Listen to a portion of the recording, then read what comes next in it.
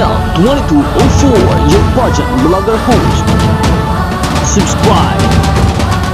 Magandang araw Pilipinas and good day pageant lovers. Ngayon pag-uusapan natin ang bagong photoshoot ni Miss Palawan Angelica Lopez para sa Reign of Filipinas 2026. Makikita sa kanyang official photos ang kanyang confidence, elegance at pagiging handang-handa para sa pinakamalaking laban sa kanyang pageant journey. Sa bawat post at bawat kuha, ipinapakita ni Angelica ang isang queen na may determinasyon at puso para sa corona. Ang Reign of Filipinas 2026 ang siyang pipili na magiging kinatawan ng Pilipinas sa Miss Grand International 2026 competition, isa sa pinakamalalaking international pageants sa mundo.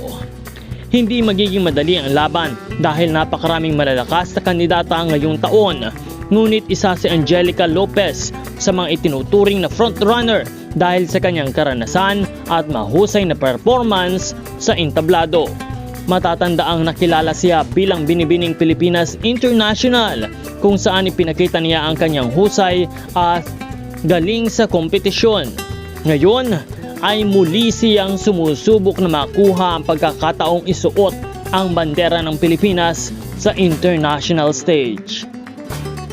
Sa tingin ninyo, kaya bang makuha ni Angelica Lopez ang corona ng Reign of Filipinas at maging susunod na Philippine representative para sa Miss Grand International 2026? I-comment ang inyong opinion sa ibaba. Maraming salamat sa panonood. Huwag kalimutang i-like, share at i-subscribe ang ating channel para sa mas marami pang pageant updates.